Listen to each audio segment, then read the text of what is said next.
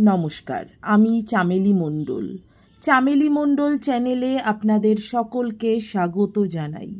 আজকে আমি স্বনামধন্য লেখিকা আশাপূর্ণা দেবী রচিত ছুটি নাকচ গল্পটি আপনাদের পাঠ করে শোনাব। শুরু করছি ছুটি নাকচ। চোখের সামনে দিয়ে সাঁ করে একটা গাড়ি বেরিয়ে গেল। একটা, দুটো, তিনটে, চারটে। হাঁ করে তাকিয়ে দেখে মালতী, যেন এরকম স্বর্গীয় দৃশ্য জীবনে দেখেনি। পুরো তিনটে বছর দেখেনি মালতী রাস্তা, গাড়ি, পথ চলতি মানুষ। ভাবতে গিয়ে বিশ্বাস হচ্ছে না। তিনটে বছর মালতী তার জানা পৃথিবীর বাইরে একটা অদ্ভুত পৃথিবীতে কাটিয়েছে। আর এখন আরও অবাক লাগছে, আবার সেই পুরনো পৃথিবীতে এসে দাঁড়িয়েছে। হঠাৎ নিজের গায়ে চিমটি কেটে দেখে নিল মালতী, ঘটনাটা সত্যি না স্বপ্ন। কাল রাত্রিরেই সেই পাজিটা, মালতী জানে না তাকে কি বলে চিহ্নিত করতে হয়, সর্দার না কর্তা, কে জানে, জানতে ইচ্ছেও হয়নি কোনোদিন। মনে মনে তাকে মালতী পাজিটাই বলে। তা সে কাল রাত্রিরে খ্যাঁকিয়ে হেসে বলেছিল, কাল সকালে তো তার ছুটি হয়ে যাবে রে মালতী। ছুটি হয়ে যাবে? মালতী এই গারদ থেকে ছাড়া পাবে? বিশ্বাস হয়নি। সারা রাত ভয়ানক একটা যন্ত্রণার মতো চিন্তায় জেগে কাটিয়েছে। ঘুমোতে পারেনি। বারে ভেবেছে পাজিটা তাকে খেপিয়ে মজা দেখতে অমন একটা সুখবর দেয়নি তো মিছিমিছি করে। কাল সকালে মালতী যখন জিজ্ঞেস করবে, কই ছুটি হলো, তখন সেই শেয়াল হাসিটা হাসবে। কিন্তু আজ সকালে সত্যি এই অবিশ্বাস্য ঘটনাটা ঘটল। কে কোথা থেকে বিশ্রী একটা কর্কশ স্বরে বলে উঠল, মালতী দাসী ছুটি। তারপর কার সঙ্গে কিভাবে জেলখানার মধ্যে থেকে বার হয়ে জেল গেটের বাইরে খোলা আকাশের নিচে দাঁড়ালো, নিজেই বুঝে উঠতে পারল না। কেমন যেন আচ্ছন্নের মতো চলে এলো। আসার আগে কয়েকটা চেনা মুখ দেখতে পেল। তাদের মুখে হতাশা, আবার হয়তো হিংসেও। কিছু একটা বলে উঠল দু একজন, কিন্তু মালতী ঠিক বুঝতে পারল না। নিজেও কিছু বলতে গেল, তাও বলা হলো না। সঙ্গে পাহারাদারটা গরু তাড়ানোর মতো হেঁট করে ঠেলে বার করে নিয়ে এলো। ছুটি হয়ে গেছে, ছাড়ান পেয়ে গেছে। তবু এদের একতারে যতক্ষণ থাকতে হবে এরা খানিকটা দুর্ব্যবহার করে নেবেই।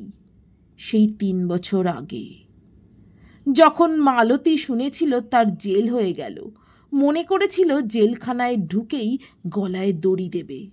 মেয়ে ছেলে হয়ে জেল, কি লজ্জা। তাদের বস্তিতে কোন মেয়েটার কপালে এমন ঘটেছে? মোটামুটি বস্তিটা গেরস্ত বস্তি। মেয়ে পুরুষে সবাই খেটে খায়, ছেলে পুলে নিয়ে সংসার করে। হয়তো সব ক্ষেত্রে পুরুষগুলো খেটে খায় না, অথবা খেটে যা রোজগার করে তাতে মদ তাড়ি খায় এবং পরিবারের রোজগারে ভাতটা খায়। তবে খাটেও অনেকে। মেয়েগুলো সবাই খেটে খায়। 7-8 বছর বয়স থেকে মায়েদের সঙ্গে বাবুদের বাড়ি কাজ করতে যায়। ছোট ছেলেগুলোও খাটতে বেরোয়, তবে রাতে ফিরে এসে একটা ডেরায় ঢুকে পড়ে ঘুমায়। একখানা মাত্রই ঘরের সম্বল, তবু তার মধ্যেই জন্ম, মৃত্যু, মিলন, বিরহ এবং কলহ কোঁদলের লীলা চলে নিজ নিয়মে। আর তার মধ্যেই একটা সংসার ভাব থাকে। এই জন্যেই 55 তলার ওই বস্তিটাকে গেরস্ত বস্তি বলা হয়। এদের মধ্যে যেসব যুগল জীবনের প্রবাহ, তাদের মধ্যে তাদের সম্পর্কের বৈধতা নিয়ে বিশেষ প্রশ্ন ওঠে না। ও নিয়ে মাথা ঘামাতে আসবার সময় নেই কারো। অতএব বলা যায়, আজকের আমাদের দেশের শিক্ষিত নারী সমাজের মধ্যে নারী মুক্তির পরিপ্রেক্ষিতে বিবাহ বন্ধনের ফাঁস থেকে মুক্ত হয়ে যে লিভ টুগেদার প্রথার প্রবর্তনের দাবিতে আধুনিক পত্র পত্রিকা সোচ্চার, এরা সেই প্রথায় বিশ্বাসী বহু আগে থেকেই। নিরক্ষর এবং নারী মুক্তি শব্দটা সম্পর্কে ওয়াকিবহাল না হলেও এদের কাছে বর্তমানটাই সত্য। কিন্তু মালতীরা এমন নয়। মালতী আর অমূল্য রীতিমতো বিবাহিত দম্পতি। জেলা হাওড়া সজনে পোতার অনন্ত গড়াইয়ের ছেলে অমূল্য গড়াইয়ের সঙ্গে পাশের গ্রাম চণ্ডীখোলার কেতু দাসের মেয়ে মালতী দাসের বিবাহকালে নাপিত, পুরুত, শঙ্খধ্বনি, কলাতলা, ছাদনাতলা সব কিছুই হয়েছিল। অথচ সেই মালতীরই এমনি কপাল। মেয়ে ছেলে হয়ে জেল হলো। কি লজ্জা, কি ঘেন্না! সরকারি জেলখানায় মেয়ে কয়েদির অভাব নেই, কিন্তু এতটা জানা ছিল না মালতীর। তাই যখন হুকুমটা শুনতে পেল তখন তার মনে হয়েছিল ভূভারতে এমন ঘটনা বুঝি এই একটাই ঘটনা। অতএব গারদের মধ্যে ঢুকেই গলায় দড়ি। দড়ি না জোটে পরনের শাড়িখানা তো আছে, ওর ফাঁসেও কাজ হয়। কিন্তু ফিমেল ওয়ার্ডে ঢুকে এসে তাজ্জব বনে গিয়েছিল মালতী। এত মেয়ে ছেলে জেলে ভর্তি, বুড়ি থেকে যুবতী, গাদা গাদা মেয়ে। দেখে শুনে শাড়ি দড়ি এগুলো আর তেমন ঠেলা মারল না মালতীকে। ভাবল, ধারা কি, দেখাই যাক, শাড়িটা তো হাতে রইলই। আর সেই দেখাটা দেখতে দেখতে দিন রাত মাসগুলো পার হতে হতে 3টে বছরও কেটে গেল। অবশ্যই ঝরঝরিয়ে কেটে যাওয়া নয়, প্রতিক্ষণ কাটতে কাটতে কাটা। তবু কাটল। জেল গেটের বাইরে এসে মালতী উদ্ভ্রান্ত হয়ে চারদিক তাকালো কোথায় সেই চিরপরিচিত মুখটা।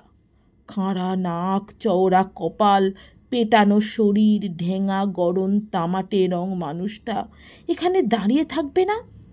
মালতী যে আজ ছাড়া পাবে সে খবর তার জানা নেই।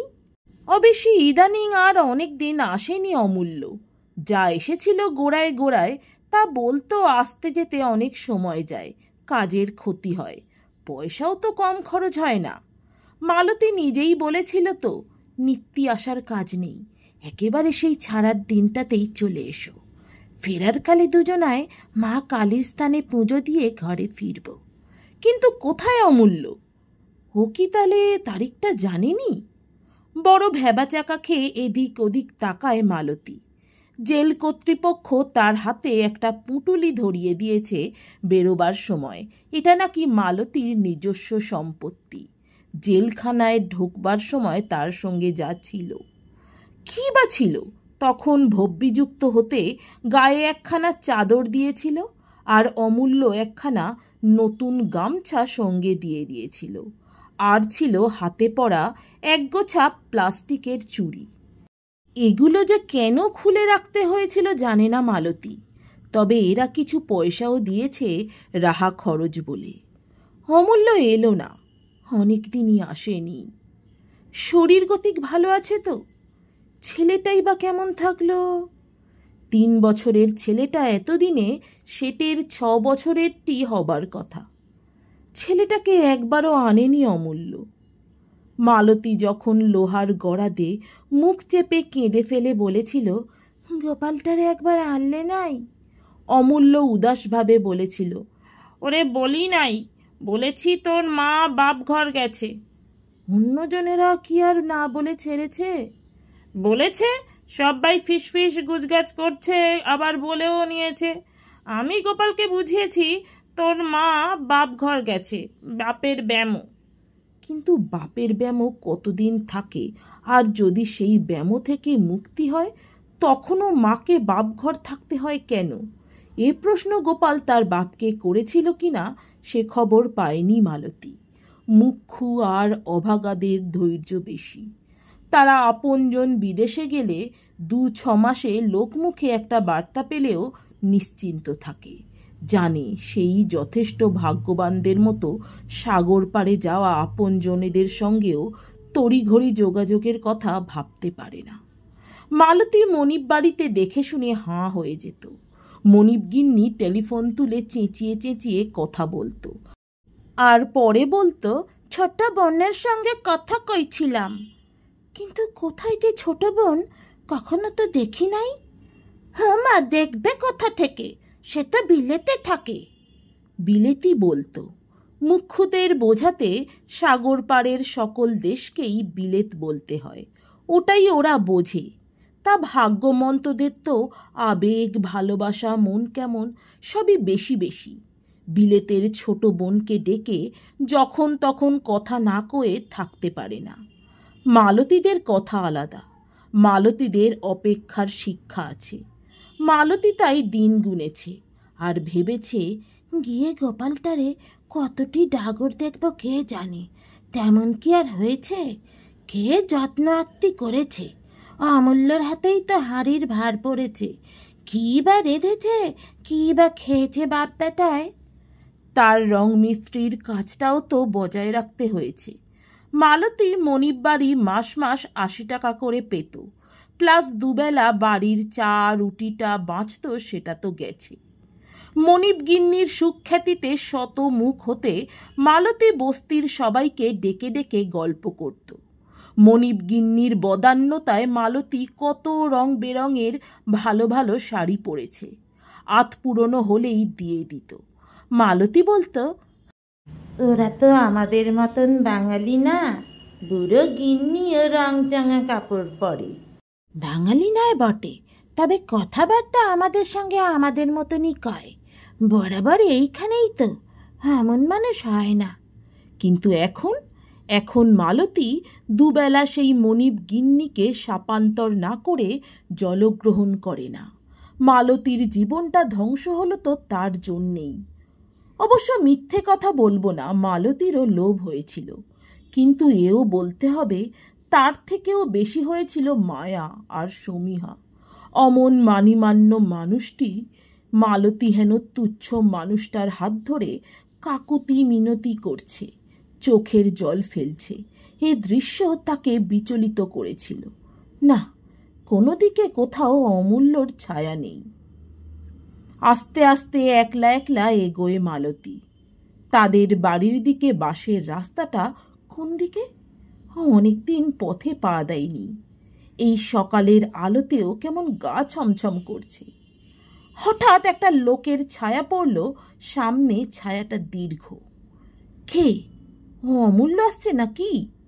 লোকটাকে দেখে যেন আর তেমন সন্দেহ আসছে না। শাস্ত্র বাক্যের প্রভাব কিনা কে জানে। মালতী আসতে বলল, সে অনেক কথা, একের পারে আর এক দণ্ড, তো কেসটা ছেলে চুরি। ছেলে চুরি? সেই তো দুদিনের বাচ্চা হাসপাতাল থেকে বার করে নিয়ে এসে। হঠাৎ যেন মালতীর প্রাণের ভেতরটা উথলে উঠল। নিজের কয়েদের ইতিহাস জেলখানায় ২-৪টে মেয়ে কয়েদির কাছে করেছে বটে, তবে তারা তেমন বিশ্বাস করেছে বলে মনে হয়নি। এ লোকটা মনে হচ্ছে বিশ্বাস করবে। ভিতরের আবেগ, দুঃখ, জ্বালা হঠাৎ হুড়মুড়িয়ে বেরিয়ে আসতে চাইল, আর অদ্ভুত একটা কাহিনী শোনালো। অথবা অদ্ভুত নয়, ইহ সংসারে এমন আকছারি হয়। ৫৫ তলার মালতীর সেটা জানা ছিল না। মালতী কাজ করত এক মস্ত বড়লোকের বাড়ি। কর্তার বড় বাজারে গদি আছে, গাড়ি আছে দুখানা, কিন্তু নেই একটা জিনিস, তার নাম হচ্ছে শান্তি। দুটো ছেলে, তারা বাপের বিজনেস না দেখে বেশি লেখাপড়া শিখে পরের দরে চাকুরি করাই ভালো মনে করে একজন দিল্লি আর একজন বোম্বাই গিয়ে বসে আছে বউ ছেলেপুলে নিয়ে। তো একটা মাত্র মেয়ে, সেও দূরে, বিকানিরে তার শ্বশুরের মস্ত ব্যবসা। কিন্তু মেয়েটার বছর ৬-৭ বিয়ে হয়েছে, ছেলে মেয়ে হয়নি। মেয়ের চিঠিতে জানতে পারছে এই জন্যে মেয়েটার শ্বশুর বাড়িতে গঞ্জনার শেষ নেই। স্বামী শুদ্ধ অনাদর অবহেলা করছে এবং শাশুড়ি শাসাচ্ছে আর একটা বছর দেখবে, তারপর ছেলের আবার বিয়ে দেবে। ছেলে মেয়ে না হলে ডিভোর্স দেওয়া আইনে আছে। এই রকম চলছিল, আর মেয়ে ভয়ে কাঁটা হয়েছিল। তো ভগবানের দয়ায় এতদিন পরে তার সন্তান সম্ভাবনা দেখা দিয়েছে। শরীর খুব খারাপ, শাশুড়ি বউকে মা বাপের কাছে পাঠিয়ে দিয়েছিল এবং শাসিয়েছিল, মেয়ে কোলে করে ফেরা চলবে না, ছেলে চাই, বংশের বংশধর। এত সম্পত্তির মালিকটা কে হবে যদি বউ ফেলিওর হয়? কিন্তু ভাগ্যের নির্লজ্জ পরিহাস, সেই উৎপীড়িতা মেয়ের পুত্র সন্তানই হল, কিন্তু অকালে মৃত। মেয়ে হয়তো তখন আত্মহত্যা করে বসত, যদি উঠে বসার ক্ষমতা থাকত। আগলে আগলে রেখেছেন বৃদ্ধা মহিলা। তখনই তিনি বাড়ির বাসন মাজুনি ওই মালতীর কাছে কেঁদে পড়লেন, যেমন করে হোক একটা সদ্যজাত ছেলে বাচ্চা এনে দিতে হবে তাকে। এর জন্য তিনি মালতীকে নিজের গলার এক ছড়া 10 ভরির পাকা সোনার হার বার করে দিয়েছিলেন এবং বলেছিলেন, যেখানে যত ঘুষ লাগে তা দেবেন। তোদের বস্তি থেকে হোক, কোনো অখ্যাত হাসপাতাল থেকে হোক, হাসপাতালের আয়ার সঙ্গে আঁতাত করে, অথবা জমাদারনীদের ঘুষ খাইয়ে। মালতীর বিবেক চিন্তাকে প্রশমিত করতে যুক্তিও দিয়েছিলেন। আরে বাবা, হাসপাতাল থেকে কুকুর শিয়ালে বাচ্চা তুলে নিয়ে যাচ্ছে, অসাবধান আয়াদের অবহেলায় কত বাচ্চা মরেই যাচ্ছে। আর যদি বা টিকছে, তো ওইসব দিন দুঃখীর ঘরের বাচ্চারা কুকুর বিড়ালের মতো মানুষ হচ্ছে। এদের একটাকে যদি ওই আস্তাকুর থেকে তুলে এনে রাজ সিংহাসনে বসিয়ে দাও, সেটা পাপ না পুণ্যি। যে ঘরানার মহিলার পা ছুঁতে সাহস হবার কথা নয় মালতীর মতো দরের লোকের, তিনি মালতীর হাত ধরে আবেদন করলেন এবং মিনতি করলেন যেন কাকপক্ষীতে টের না পায়। মালতী অবশ্য কাকপক্ষী জনসমাজ কাউকে টের পেতে দেয়নি, শুধু জানিয়েছিল স্বামীকে। বলেছিল, ভেবে দেখো, সত্যি পাপ না পুণ্যি।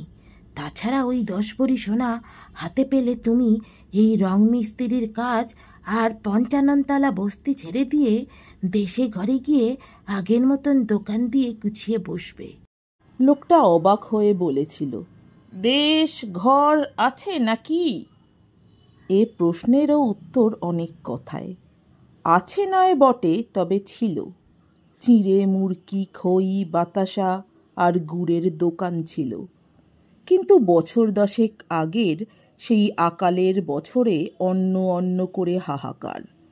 কোথায় চিঁড়ে, মুড়ি, খই, মুরকি?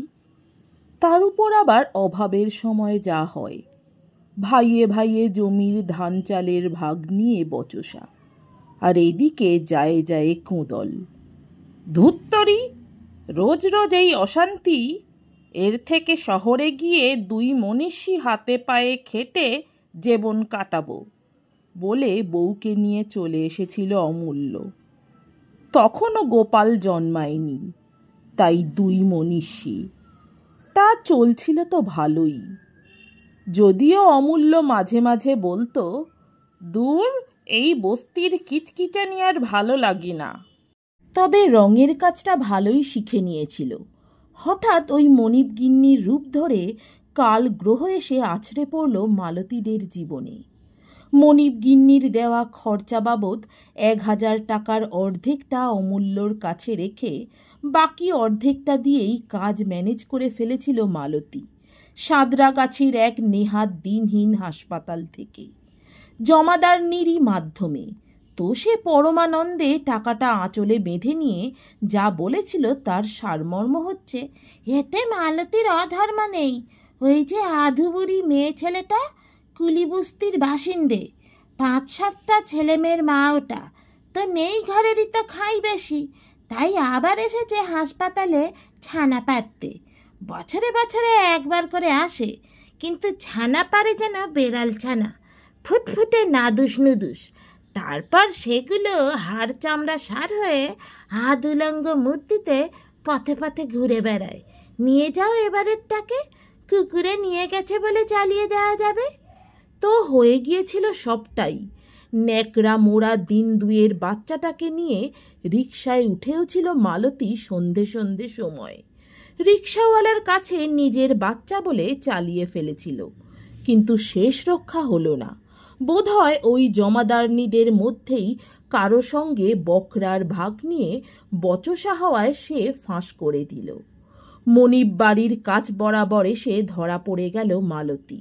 কিন্তু মালতী মন্ত্রগুপ্তির শপথটি পালন করেছিল, বলেছিল নিজেরই লোভ হয়েছিল। স্বীকারোক্তির পর আর তাকে কেউ ছাড়ে? মালতীর দণ্ডাদেশ হয়ে গেল। এই রকম সব ছোটোখাটো আসামি দিয়ে জেল ভরতে পারলেও জেলখানার একটা মান মর্যাদা বজায় থাকে। আরও এক প্রস্থ চা নেওয়া হয়েছিল।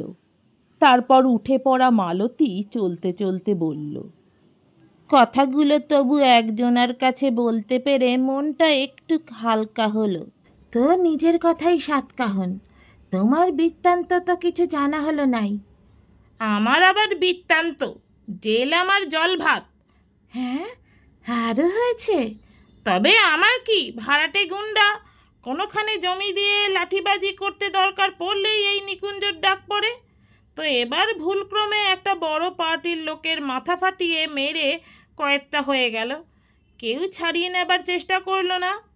মালতী অবাক হয়ে দেখল লোকটা কত সহজে দোষ কবুল করল।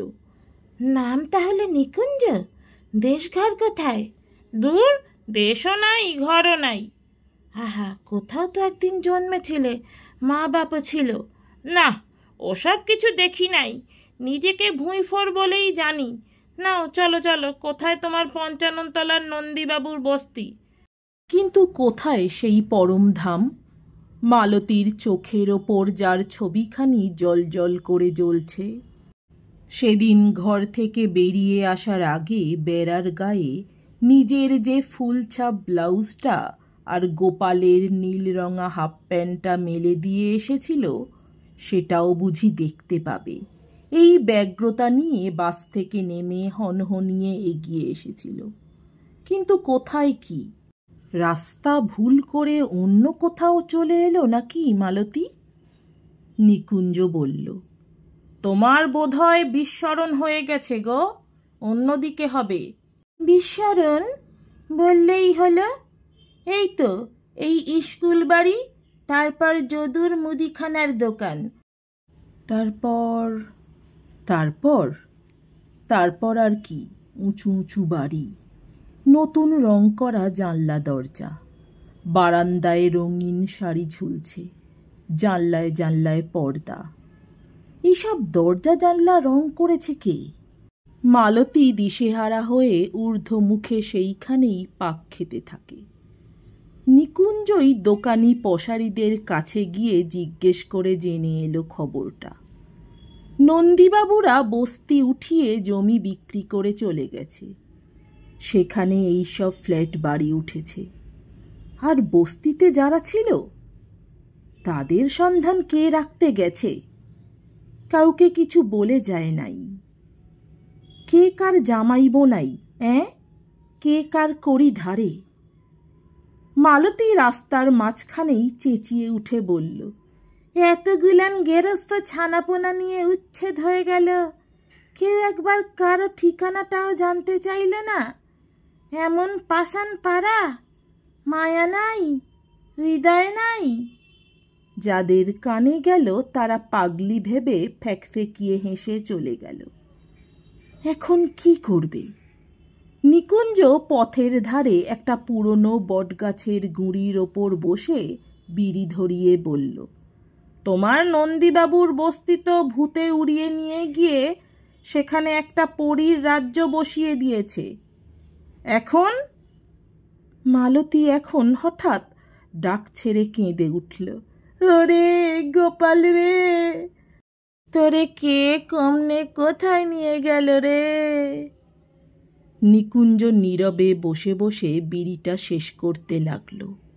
কোনো সান্ত্বনা বাক্য উচ্চারণ করল না।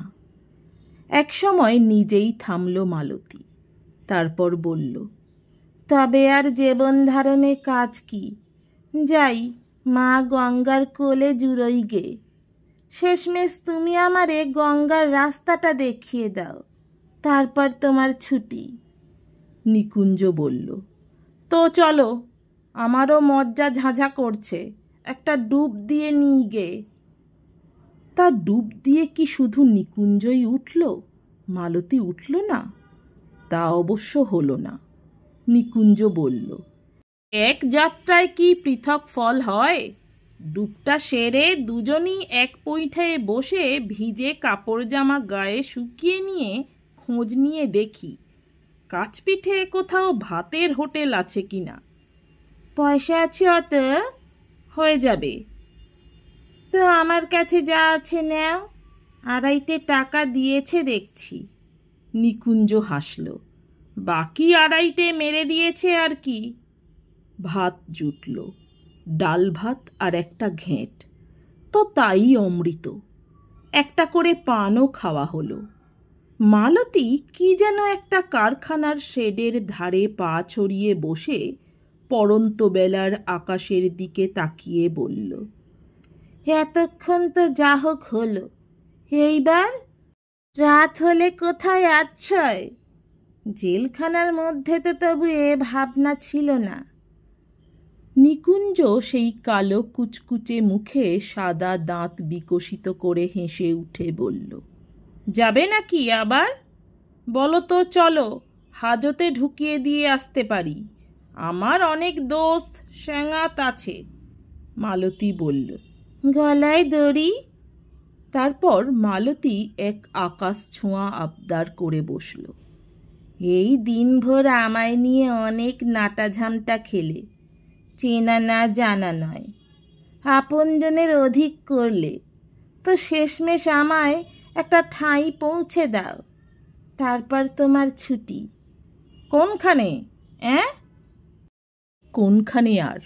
সেই জেলা হাওড়া, গ্রাম সজনে পোতা, ঈশ্বর অনন্ত গড়াইয়ের বাটি। ওই একটা ঠিকানাই তো মুখস্থ মালতীর। আঁচলে চোখ মুছে বলে মালতী, মন নিচ্ছে বস্তি উচ্ছেদের জ্বালায় ছেলেটাকে নিয়ে সেইখানেই গেছে মানুষটা। তবু তো সেখানে খুড়িটা জেঠিটা রয়েছে, ছেলেটাকে দেখবেই হেলায় ছেদ্দায়। তো এখান থেকে খুব দূর না, ওই হাওড়ার গুমটি থেকে বাস ছাড়ে। বাসগাড়ির গায়ে লেখা থাকে চণ্ডীতলা, সজনেপোতা, বাকুলি। জানি জানি, ওসব জায়গা আমার খুব চেনা আছে। হ্যাঁ, তাই বুঝি? তবে তো ভগবান মুখ তুলে চেয়েছেন সেখানে আমারে একটু পৌঁছে দাও। বুঝছি তোমার ওপর খুব জুলুম হচ্ছে, কিন্তু আমার একটা ব্যবস্থা না করেও তো তোমার ছুটি নাই। অমূল্য গড়াইয়ের পরিবার মালতী গড়াইয়ের একটা ব্যবস্থা না করে ভাড়া খাটা গুন্ডা নিকুঞ্জ দাসের ছুটি নাই কেন? এ প্রশ্ন মাথায় আসে না মালতীর। নিকুঞ্জ বলল, জুলুমের কথা হচ্ছে না, তবে তোমার সজনে পোতার গড়াই বাড়ি যদি নন্দীবাবুর বস্তির মতন উবে গিয়ে বসে থাকে, সেই ভাবনা। মালতী আশ্বাসের গলায় বলে, গায়ে ঘরে অমন শহর বাজারের মতন দুমদাম চেহারা পাল্টায় না, 20-50 বছর একইভাবে থাকে।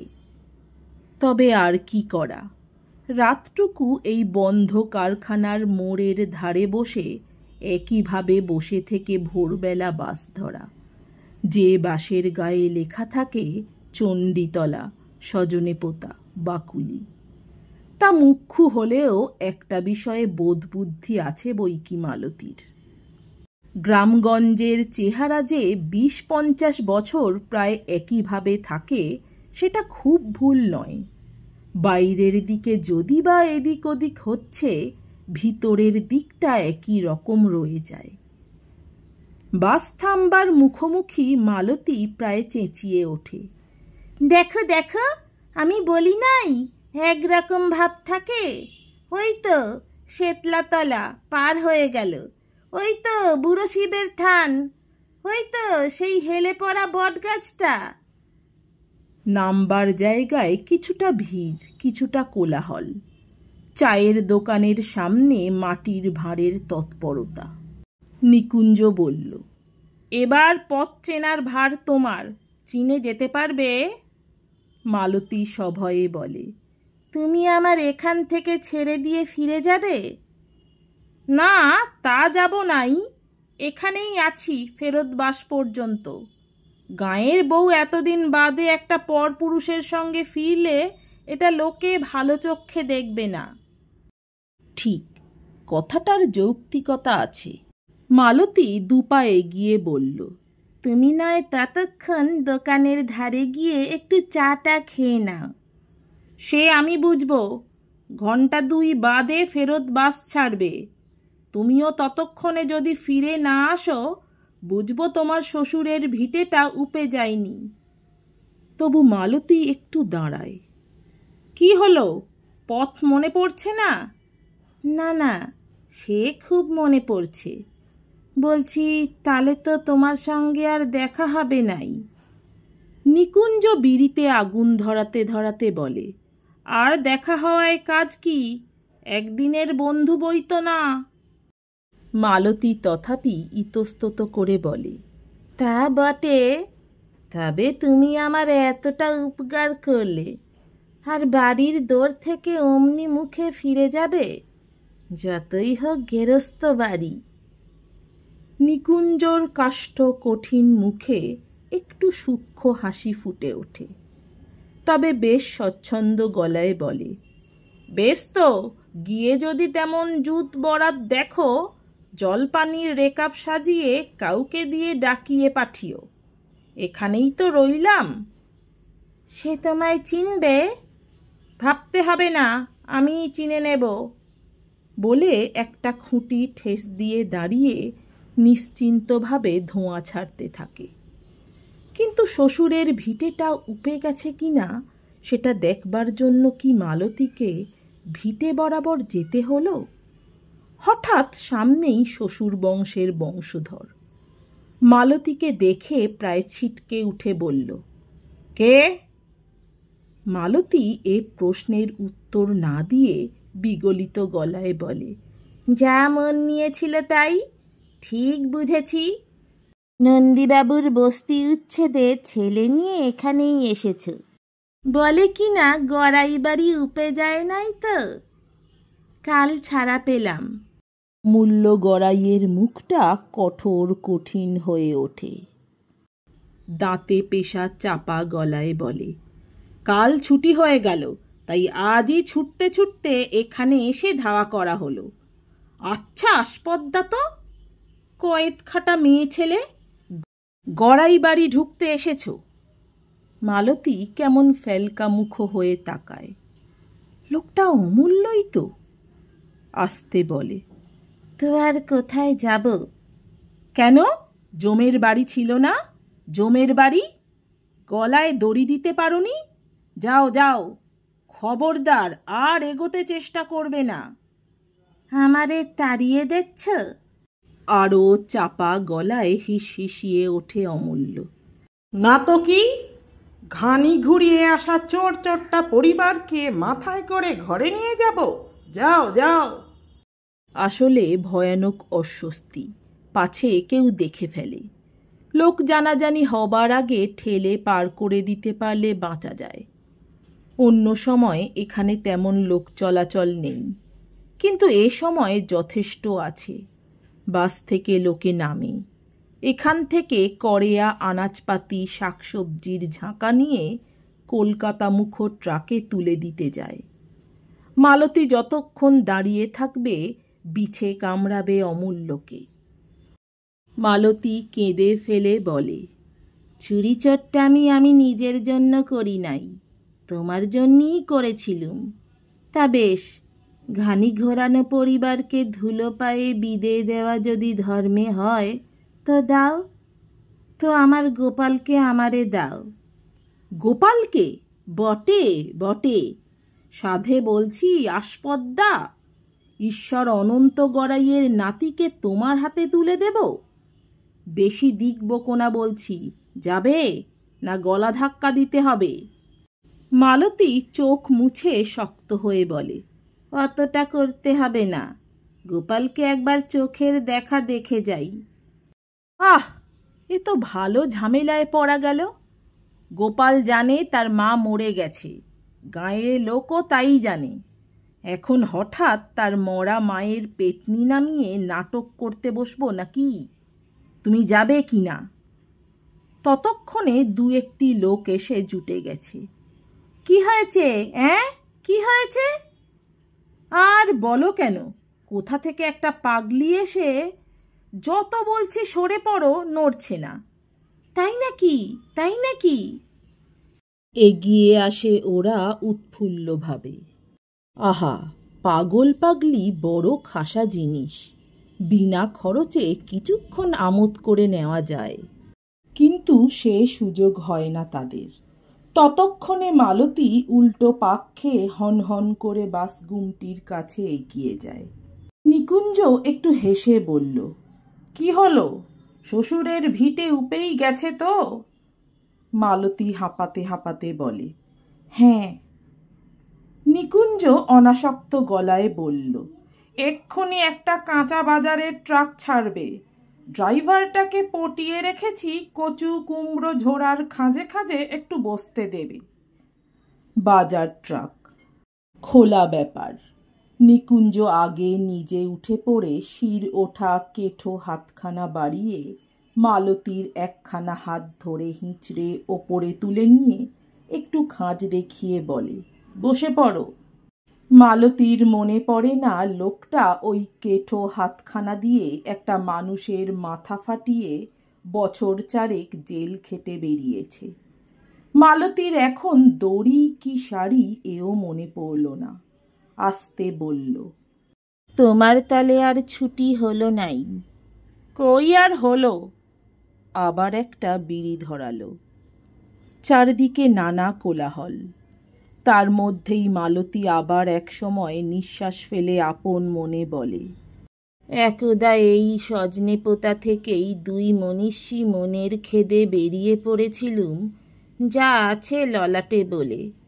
আজও আবার সেই ঘটনা, সেই বৃত্তান্ত। নমস্কার, আমার গল্প পাঠ ভালো লাগলে, এরকম অনেক গল্প শুনতে চাইলে অবশ্যই আমার চ্যানেলটি সাবস্ক্রাইব করে দেবেন। লাইক কমেন্ট শেয়ার করতে ভুলবেন না। অনেক ধন্যবাদ।